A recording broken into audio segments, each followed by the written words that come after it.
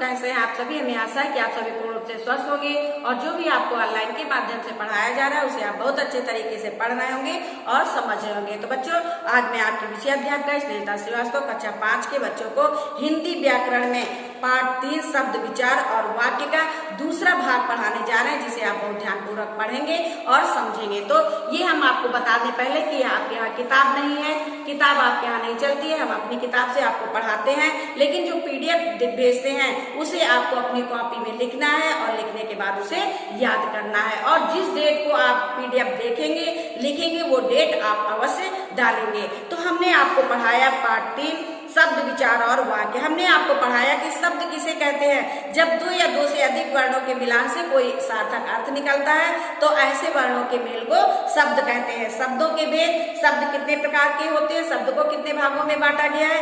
शब्द को मुख्य रूप से 3 भागों में बांटा गया है, उत्पत्ति के आधार पर, नंबर 1 उत्पत्ति के आधार पर, और नंबर 2 बनावट के आधार पर, नंबर 3 अर्थ के आधार पर। तो हमने आपको पढ़ाया उत्पत्ति के आधार पर, तत्सम शब्द। उत्पत्ति के आधार पर भी शब्द 4 प्रकार के होते हैं, नंबर 1 तत्सम शब्द, तद्भव शब्द, देशज शब्द और विदेशी शब्द। ये तो आपने पढ़ा। आइए आज हम आपको पढ़ाते हैं बनावट के आधार पर शब्द कितने प्रकार के होते हैं। तो बच्चों, बनावट के आधार पर शब्द 3 प्रकार के होते हैं। एक रूढ़ शब्द। रूढ़ शब्द ये वे शब्द हैं जिनके टुकड़े नहीं किए जा सकते।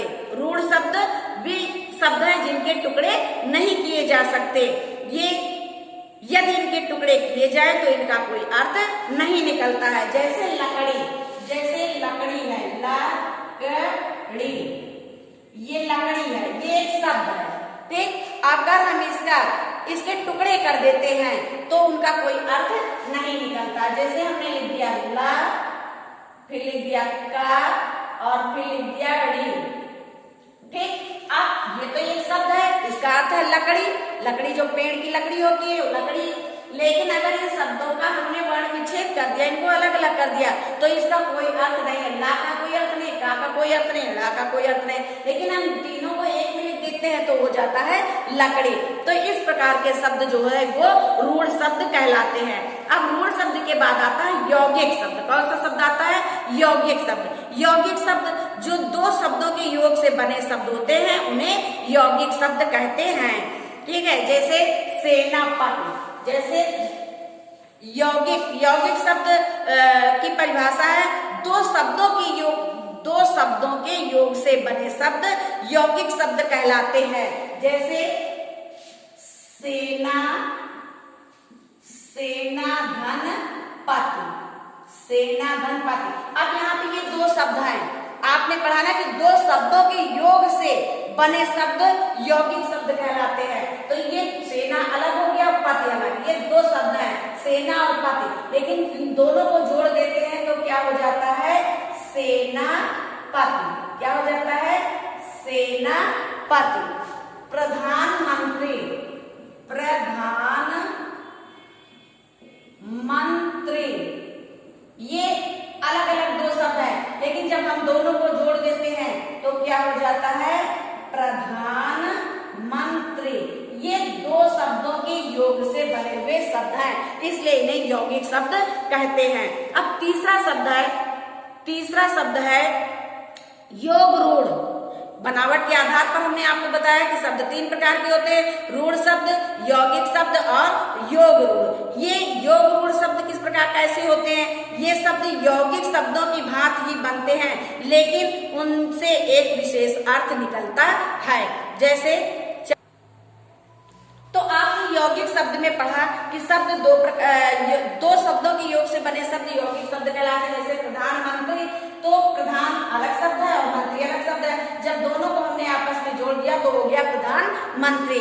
तो अब इसके बाद हम आपको योग रूढ़ बताते हैं। योग रूढ़ क्या होता है? ये शब्द यौगिक शब्दों की भांति ही बनते हैं, लेकिन उनसे एक विशेष अर्थ निकलता है। जैसे यौगिक शब्द में आपने पढ़ा कि 2 शब्दों के योग से एक शब्द बनता है, तो इसी प्रकार इसमें भी 2 शब्दों के योग से एक शब्द बनता है, लेकिन उसका अर्थ जो है उसका विशेष अर्थ निकलता है।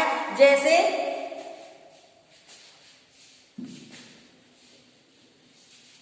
ये हम रूढ़ शब्द का उदाहरण बताते हैं। जैसे 4 4 धन पाई, तो यहाँ क्या हो जाता है 4 पाई, क्या हो जाता है 4 पाई। अब इसका एक विशेष अर्थ है 4 पैरों वाली, इसका विशेष अर्थ है 4 पैरों वाली, अर्थात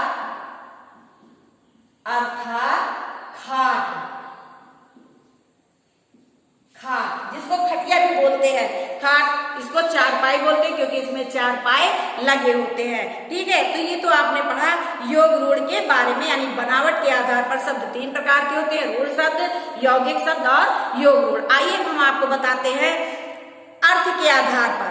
अर्थ के आधार पर शब्द के 2 भेद होते हैं, अर्थ के आधार पर शब्दों के 2 भेद होते हैं। कौन कौन से?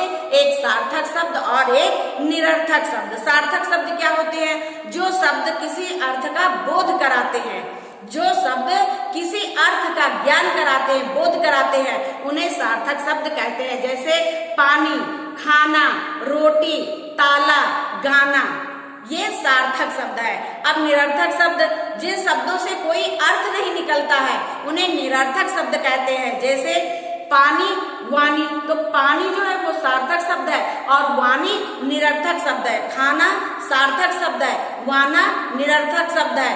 ताला सार्थक शब्द है, वाला निरर्थक शब्द है। गाना सार्थक शब्द है, वाना निरर्थक शब्द है। आइए अब हम आपको बताते हैं वाक्य। अभी तक आपने पढ़ा शब्द और शब्द के भेद, अब हम आपको वाक्य पढ़ाने जा रहे हैं।